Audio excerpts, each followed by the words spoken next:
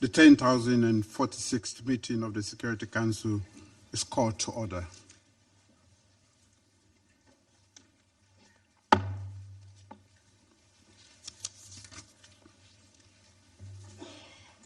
The provisional agenda for this meeting is the situation in the Middle East, including the Palestinian question.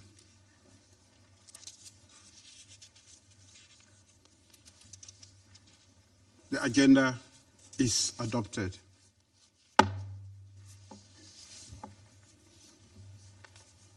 In accordance with Rule 37 of the Council's Provisional Rules of Procedure, I invite the representative of Israel to participate in this meeting. It is so decided. The Security Council will now begin its consideration of item 2 of the agenda.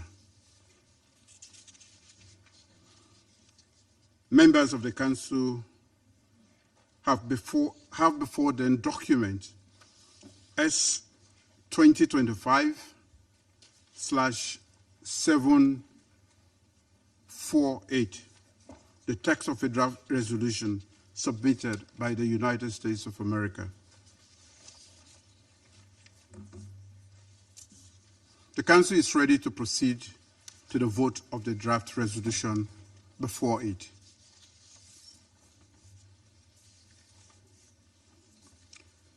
I now give the floor to those members of the Council who wish to make statements before the vote.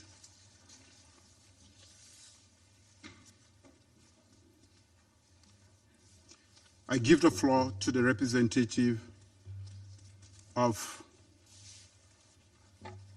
the United States. Thank you, Mr. President. Colleagues, for 2 agonizing years, Gaza, home to over 2 million souls, has been a crucible of conflict, a hell on earth, where Hamas's brutality and terror met Israel's fierce response, leaving rubble where schools once stood and graves where playgrounds thrived. The death toll climbs into the tens of thousands. Hunger gnaws at the vulnerable, and hope flickers like a candle in the storm. But colleagues, here today, November 17th, we stand at a crossroads. Today, we have the power to douse the flames and light a path to peace. That path is the draft United Nations Security Council resolution before us. A bold, pragmatic blueprint born from President Trump's 20-point comprehensive plan. End the Gaza conflict, forged in the fires of diplomacy with Qatar, Egypt, Saudi Arabia, UAE, Turkey, Pakistan, and Indonesia. Those countries stood with President Trump right back here in this very chamber, right in this room. They stood with him during the UN General Assembly High-Level Week just 8 weeks ago, and they have now publicly stood for this resolution. Over a dozen European heads of state, including the EU, the Secretary General, and Mahmoud Abbas stood with President Trump then at Sharm el-Sheikh after he presented his plan to the Israeli Knesset. So, colleagues, I ask you before this vote, with this kind of support, I ask you if the region most affected, the Arab nations, the Muslim majority nations, the Palestinians and the Israelis can accept this resolution, how could anyone be against it? There's an old saying where I come from, you can't be more Catholic than the Pope. And I ask everyone today, are you more righteous in this cause than those who must live with it and will ultimately benefit from this plan for peace. This resolution, colleagues, is no mere paper promise. It's a lifeline. The resolution endorses a hard-won ceasefire. And I thank Special Envoy Steve Witkoff. I thank my dear friend Jared Kushner, who forged what so many people said was impossible. The hostages, the living hostages released. There are more still absolutely to go, with families suffering. But we have a ceasefire that is holding.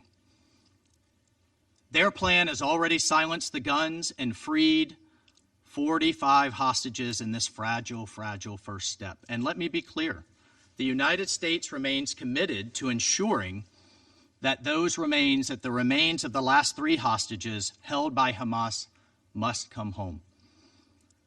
The resolution authorizes the International Stabilisation Force, a strong coalition of peacekeepers, many from Muslim-majority nations like Indonesia, Azerbaijan, and others, to deploy under a unified command. These brave souls will secure Gaza's streets, they will oversee demilitarization, they will protect civilians, and they will escort aid through safe corridors, all while Israel phases out its presence and a vetted Palestinian police force takes on a new role.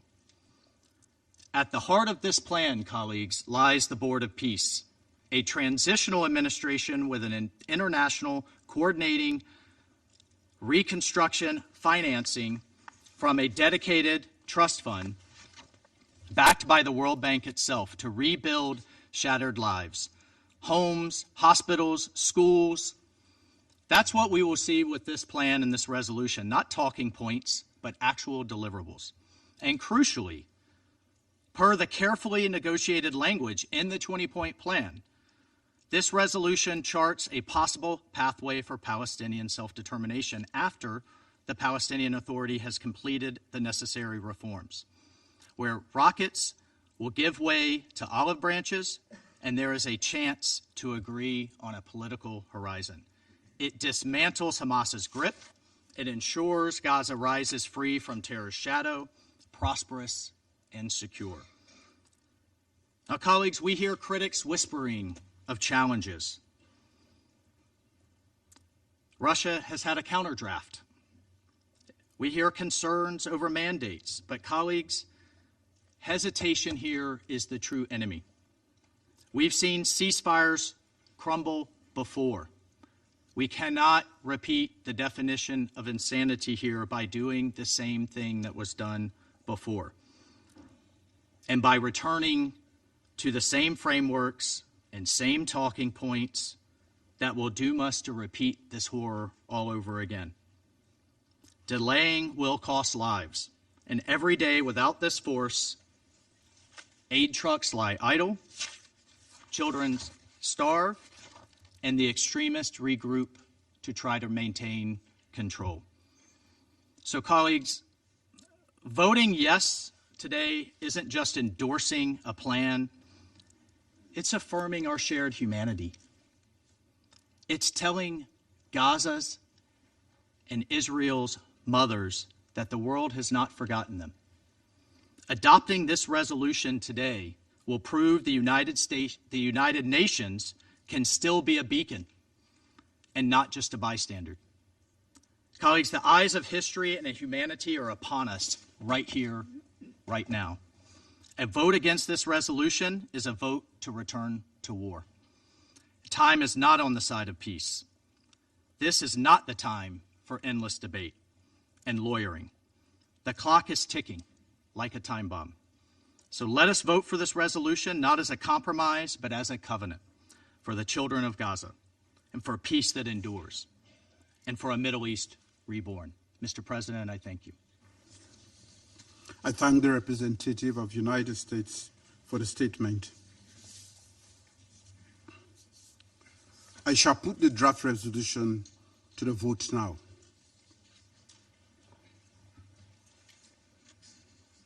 With those in favor of the draft resolution contained in document S/2025/748, please raise their hand.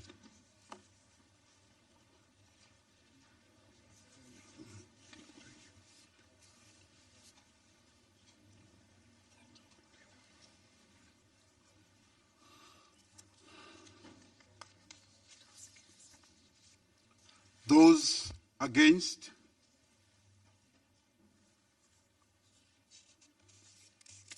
Abstentions?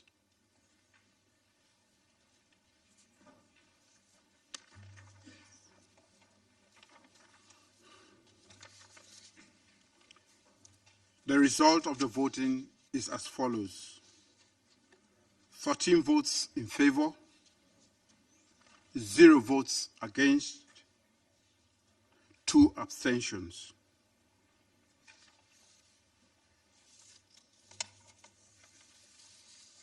The draft resolution has been adopted as Resolution 2803, 2025, or the draft resolution. Thank you. I now give the floor to those members of the Council who wish to make statements after the vote.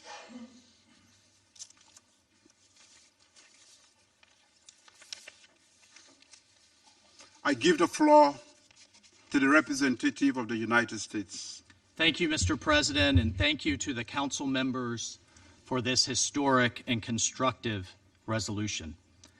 Thank you for joining us in charting a new course in the Middle East for Israelis and Palestinians and all the people of the region alike. I would like to additionally thank our partners from the President's meeting during High-Level Week: Egypt, Qatar, Jordan, Saudi Arabia, the United Arab Emirates, Turkey, Indonesia, and Pakistan. We have all bound together, recognizing the urgency of the situation and for swift adoption to deny Hamas any opportunity to reconstitute and to ensure that the people of Gaza can be fed. Today's resolution represents another significant step towards a stable Gaza that will be able to prosper and an environment that will allow Israel to live in security. The Board of Peace, which will be led by President Trump, remains the cornerstone of our effort. The board will coordinate the delivery of humanitarian assistance, facilitate Gaza's development, and support a technocratic committee of Palestinians responsible for day-to-day operations of Gaza's civil service and administration, while the Palestinian Authority fully implements its reform program. The resolution today provides troop-contributing countries with the framework they need for moving forward with the International Stabilization Force and global financial institutions the mechanisms they need for channeling investment, respectively. The former will support a region free from Hamas's grip, and the latter, Gaza's reconstruction and development. The path to prosperity, colleagues, requires security first.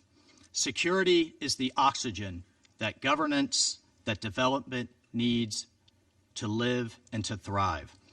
The International Stabilization Force will stabilize the security environment, support the demilitarization of Gaza, dismantle terrorist infrastructure, decommission weapons, and maintain the safety of Palestinian civilians. We believe that the investment that will follow adoption today will revitalize Gaza's economy, providing Palestinians with an opportunity instead of saddling them with perpetual reliance on aid.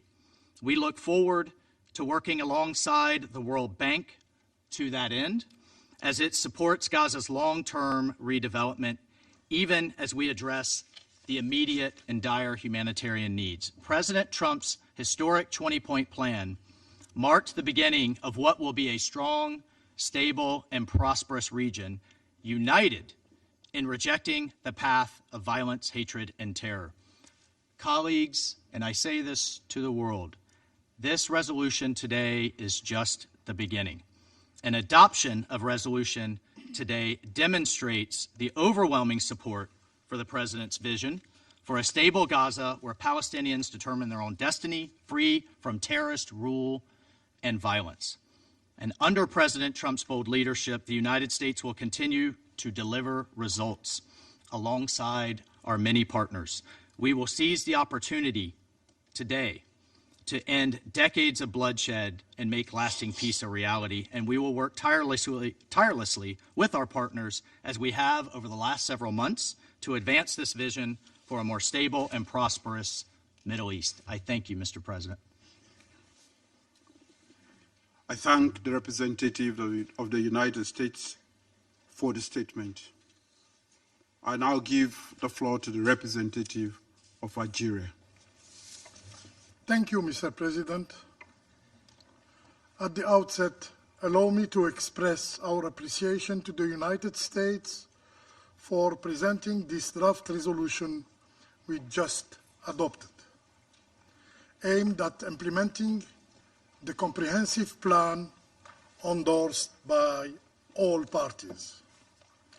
We extend our thanks to the US leadership and in particular to President Trump, whose personal engagement has been instrumental in establishing and maintaining a ceasefire in Gaza, thus bringing an end to the unbearable suffering endured by the Palestinian people for nearly 2 years.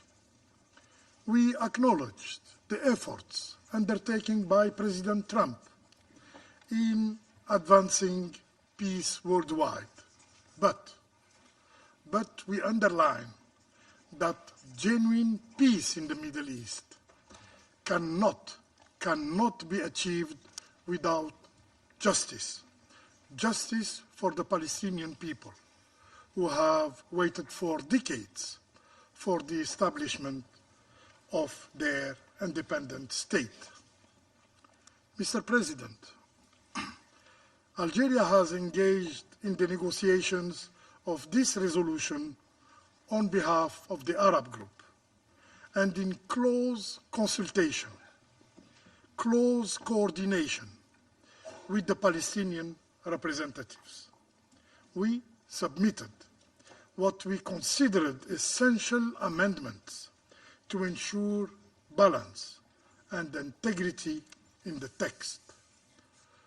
Some of those proposals were taken on board, and we continued to engage until the end, both on behalf of the Arab group and in our national capacity, to incorporate elements we believed would further improve the draft.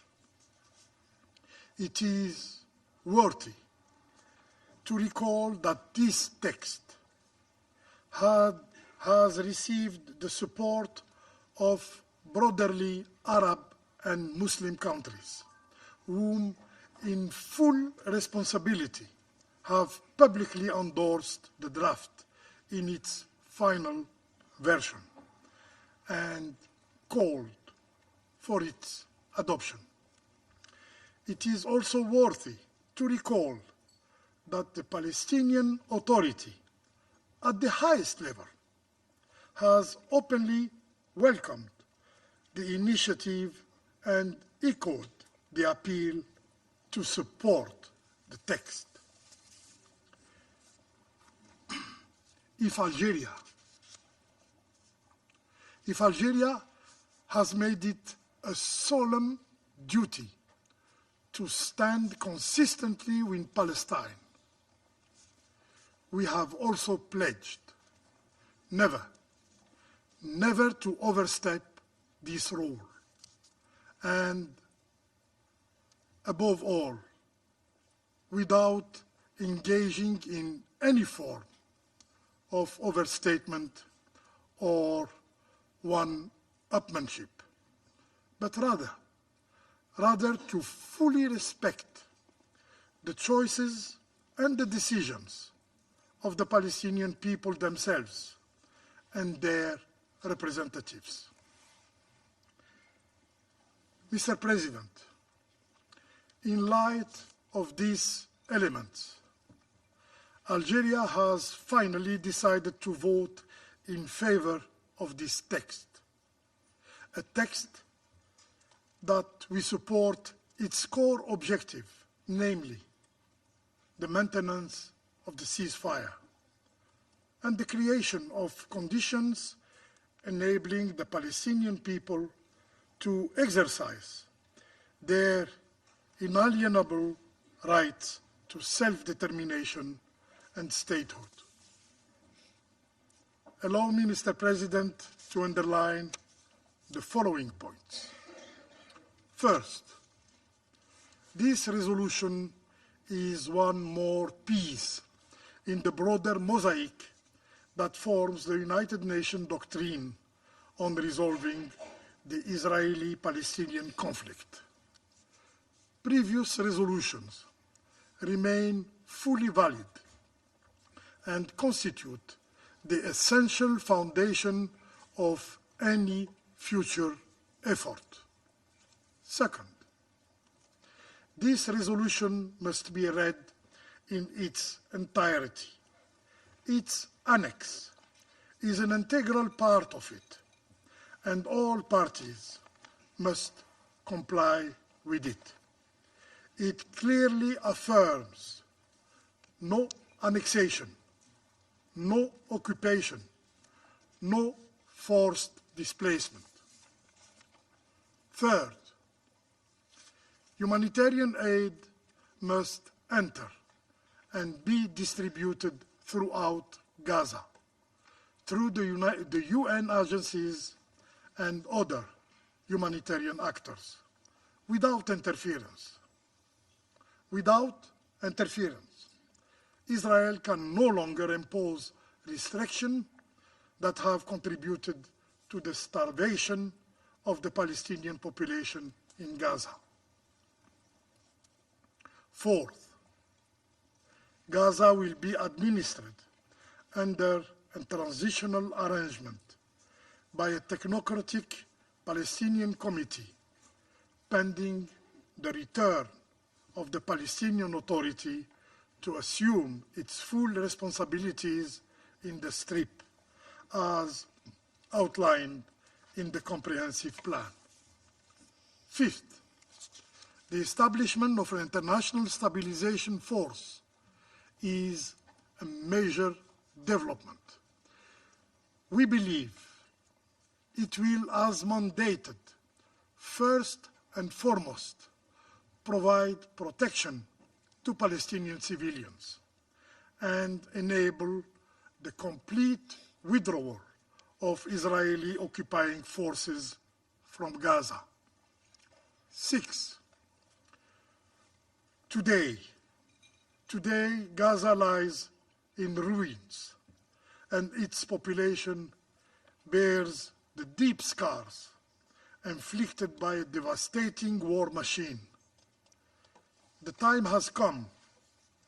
The time has come for the reconstruction of Gaza with the support of the international community, the international financial institution, including the World Bank. Algeria, for its part, will stand ready to assume its responsibility and will contribute to the effort to rebuild civilian infrastructure in Gaza, solely for the benefit of the Palestinian people. 7, Palestinian people are enduring immense suffering, not only in Gaza, but also in the West Bank, where settler terrorism has reached unprecedented levels. Dispossession, annexation, and the relentless expansion of settlement are eroding, day by day, the very prospects of a viable Palestinian state. Protection measures must therefore be extended to the West Bank as a matter of urgency.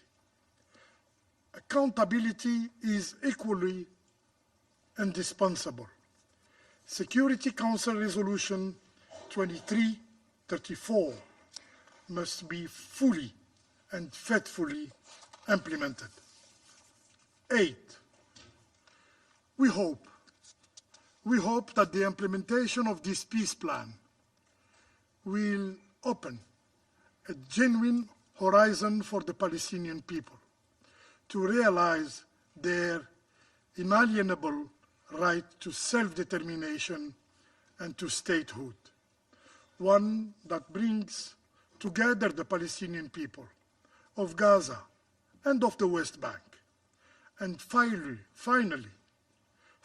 puts an end to their suffering. The parameters of the solution are well known. They are clearly outlined in the New York declarations. What is now required is a collective, sincere, and decisive will of the international community to implement them.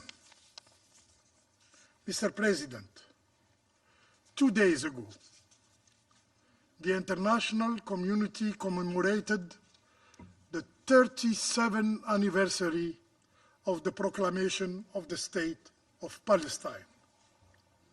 That proclamation, made on the 15th of November 1988 in Algiers, still resonates with hope and dignity.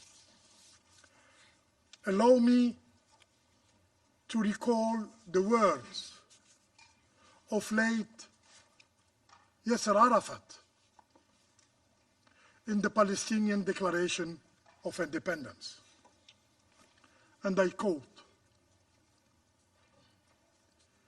"In its struggle to secure peace in a land that has always carried the names of love and peace, the State of Palestine calls upon the United Nations, entrusted with the special responsibility toward the Palestinian people and their homeland, and calls upon the peoples and nations of the world, especially those who cherish peace and freedom, to help them achieve their just aspirations and bring an end to their long tragedy. This requires providing them with protection and working decisively to end the Israeli occupation of the Palestinian territories. We hope that those engaged in this process will remain faithful to this call, a call that echoes across generations and continues to guide the path toward a just and lasting peace in the Middle East. My country, Algeria, as stated several times by President Abdelmajid Tebboune, will remain steadfast in supporting such an endeavor. I thank you.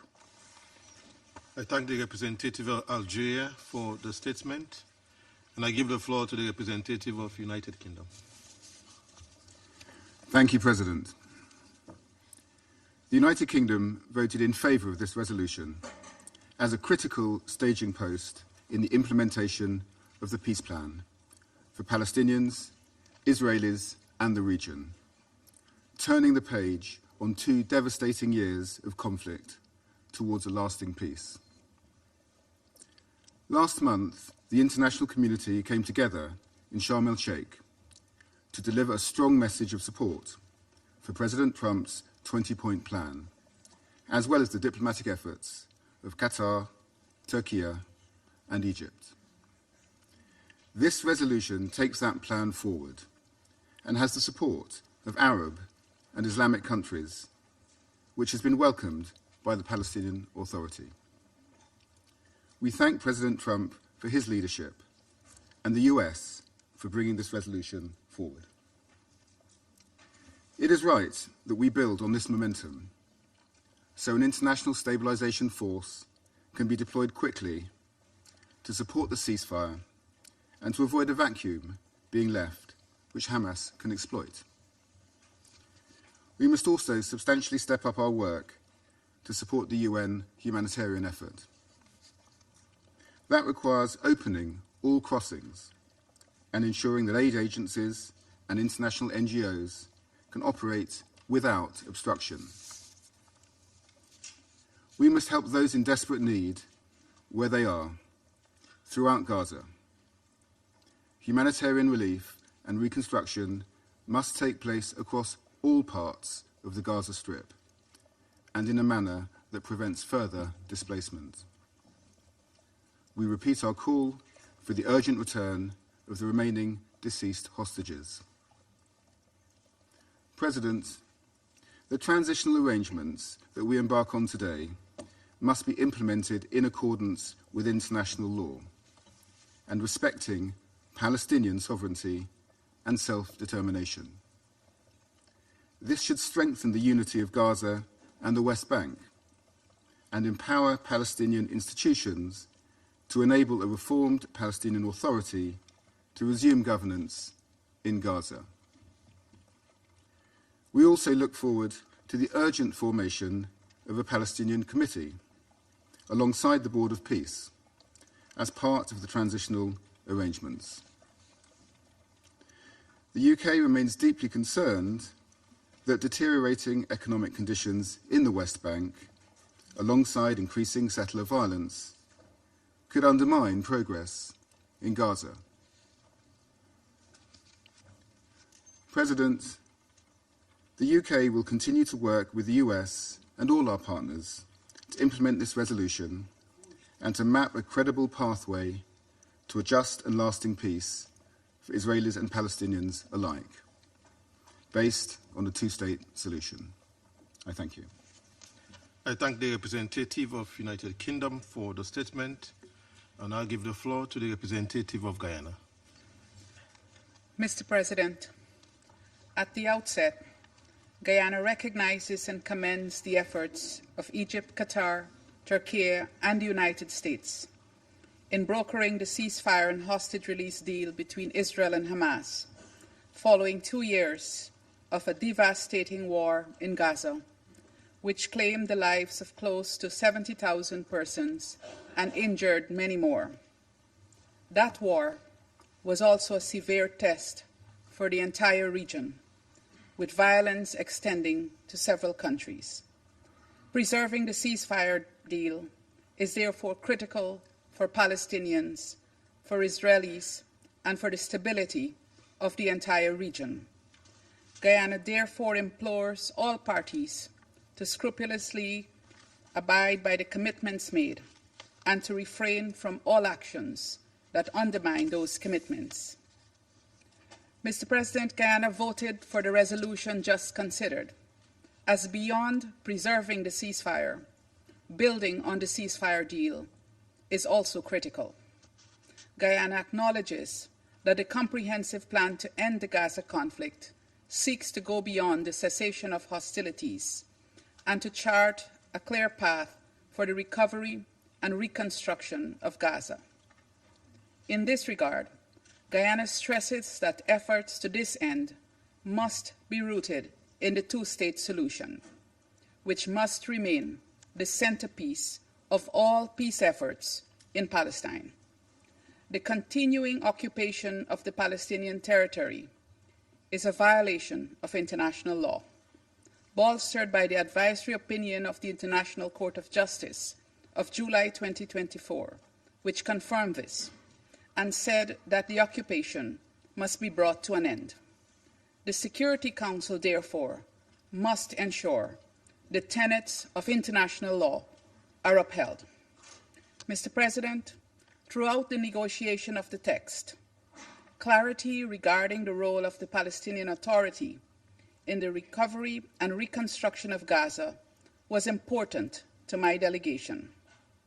Guyana is of the firm view that the PA must have an integral role in these processes, and that role should not be subject to preconditions that are not measurable. We believe that this is also linked to retaining the centrality of the two-state solution as the only just, viable, and comprehensive solution to the Palestinian question, operating from this premise will ensure that Palestinians exercise their right to self-determination. Further, the central role of the United Nations in the recovery and reconstruction process must be safeguarded.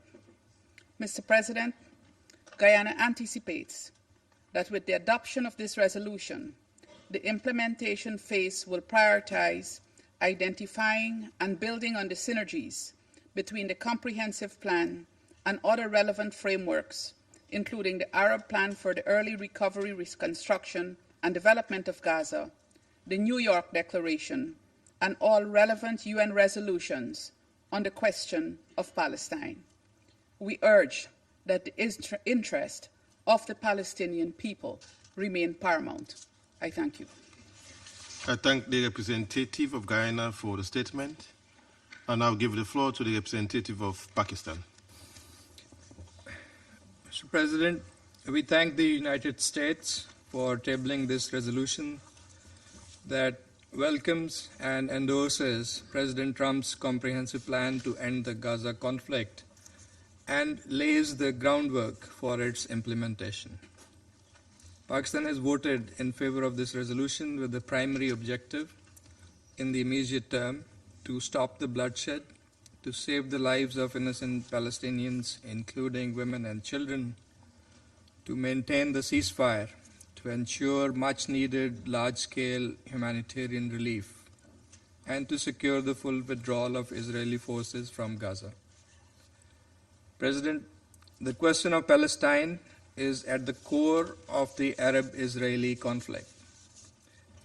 Pakistan's position on this issue has always been in line with and in support of Palestine and the Arab countries being the principal stakeholders in this dispute. Accordingly, our vote has been guided by the position of Palestine and the Arab group, as well as the group of 8 Arab Islamic countries, Saudi Arabia, Qatar, the UAE, Egypt, Jordan, Indonesia, Turkey, and Pakistan, that came together in September in support of President Trump's commendable initiative to bring the war in Gaza to an end. We have welcomed that initiative because not only it got the ceasefire on ground, it subscribed to the need for humanitarian assistance, reconstruction, provision of a secure and stable environment, and the hope for a credible pathway to Palestinian self-determination and statehood. President, throughout the negotiations on the draft resolution, Pakistan supported the proposals of the Arab group submitted by Algeria and also submitted our own amendments to make the text more balanced and in line with international legitimacy that governs the Palestinian question. We acknowledge and appreciate the efforts of the penholder, the United States, for incorporating some of our suggestions, including the call for maintenance of the ceasefire in OP1 and a reporting mechanism to the Security Council. Some important suggestions, however, were not reflected, such as a clear political path to Palestinian self-determination and statehood, the central role of the Palestinian Authority in governance and reconstruction, and enhanced involvement of the UN, besides clarifications about the Board of Peace and the mandate of the International Stabilisation Force. Those are all crucial aspects with a bearing on the success of this endeavor. We earnestly hope that further details in coming weeks will provide the much-needed clarity on these issues. President, after 2 years of devastating war and an unprecedented humanitarian catastrophe in Gaza, where more than 69,000 innocent Palestinians have been killed, most of them women and children, a ray of hope emerged with the signing of the peace agreement at Sharm el-Sheikh, peace summit between Egypt, Qatar, Turkey, and the United States.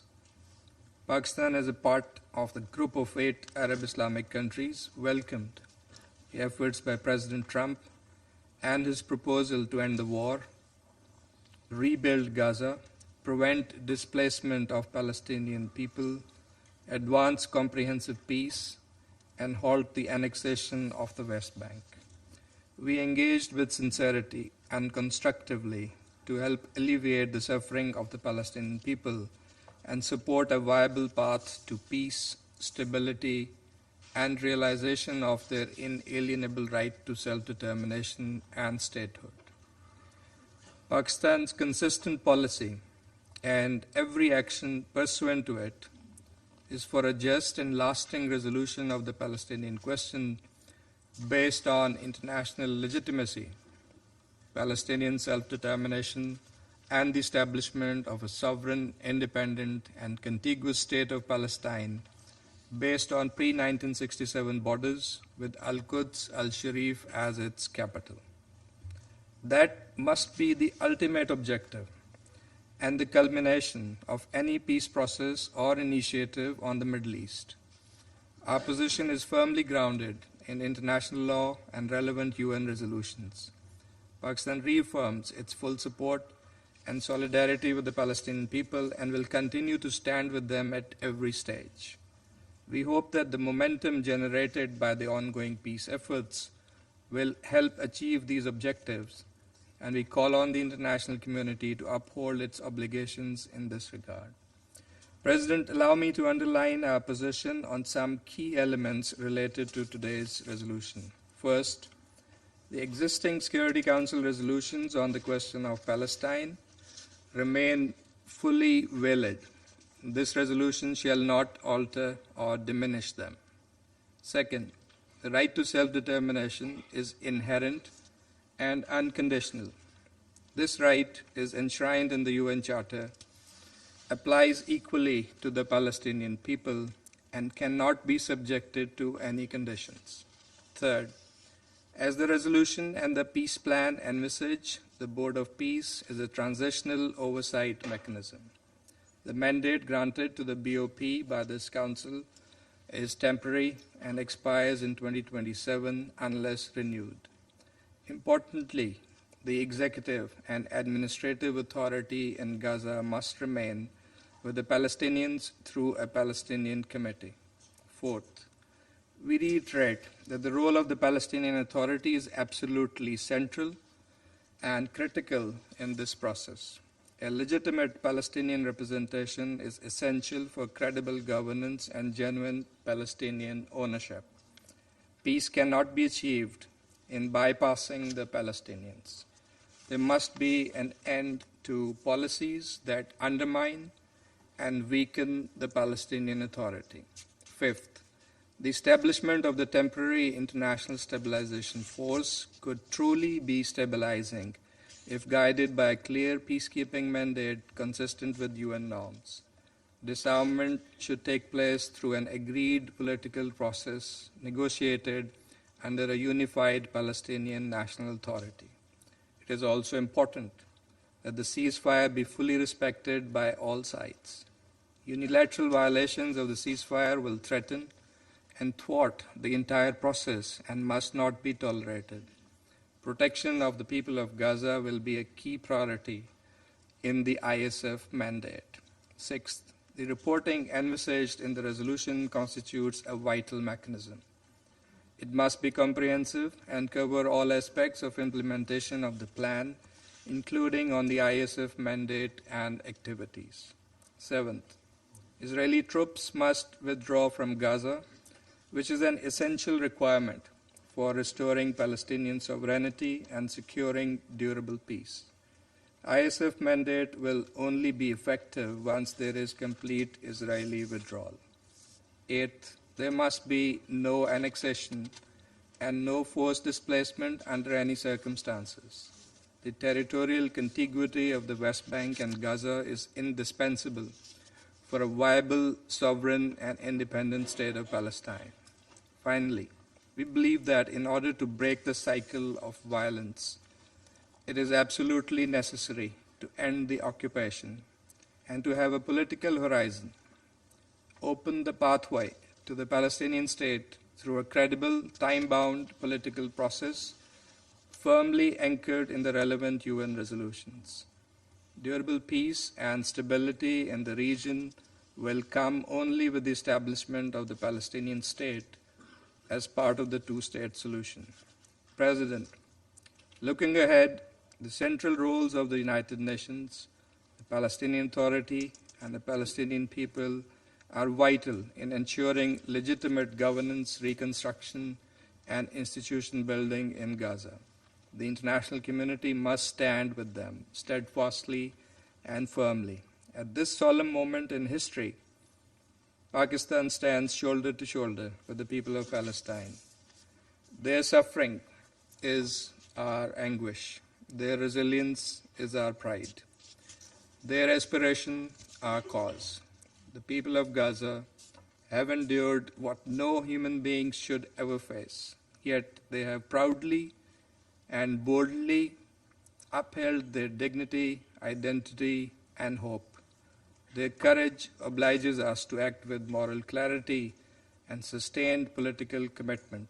Pakistan reaffirms that we will continue to support the Palestinian struggle and the right to self-determination.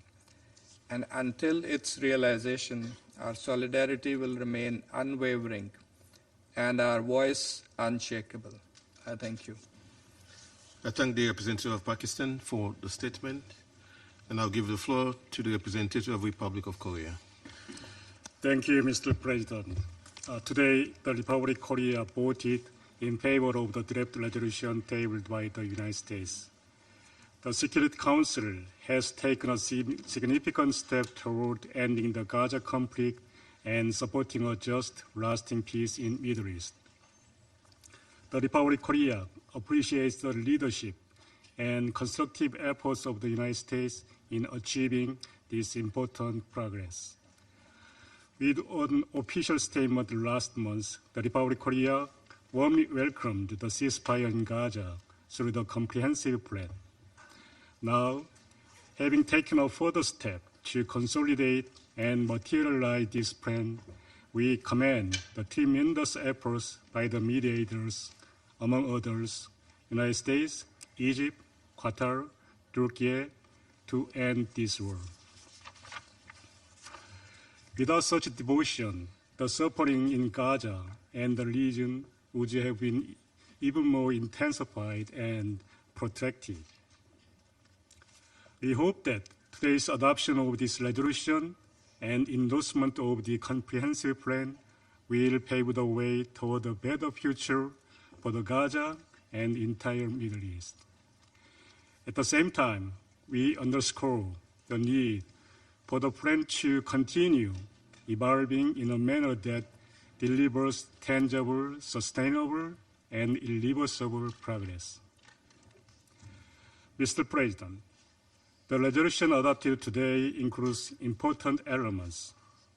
We expect that the details of the resolution, such as the composition, time frame, the work of the BOP and ISF, will be further developed and more practically operationalized in close engagement of the Security Council, ensuring its active involvement throughout the process. We all understand these elements are not complete.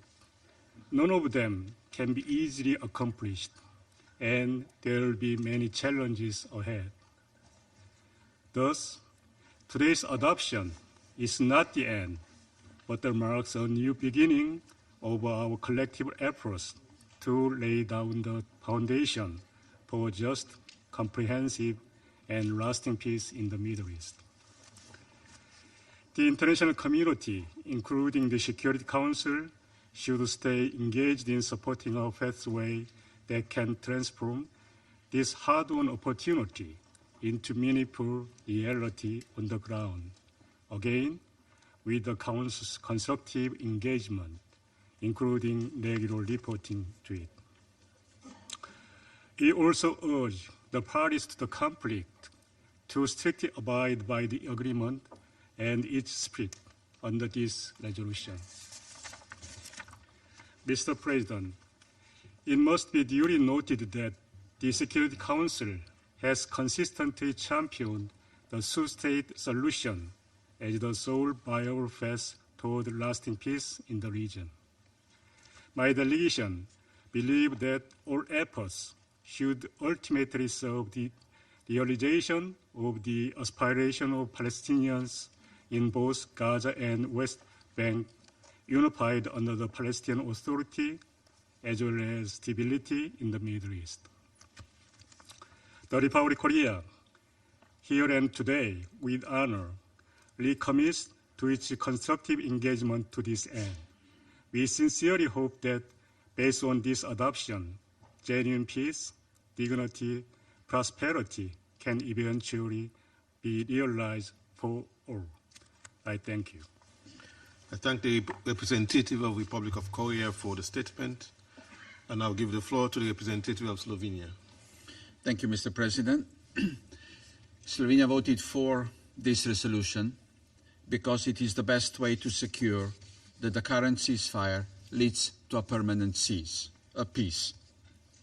We supported the resolution because of the strong support of the countries of the region and potential future troops contributing countries.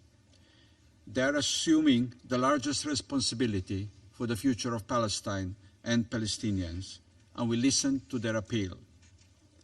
We also voted yes, because through this resolution, the Security Council is assuming its rightful supervisory role for the implementation of the peace plan. Colleagues, for 2 years, Slovenia has consistently called for an end to the Gaza war. Our calls throughout the war have been for an immediate and unconditional ceasefire.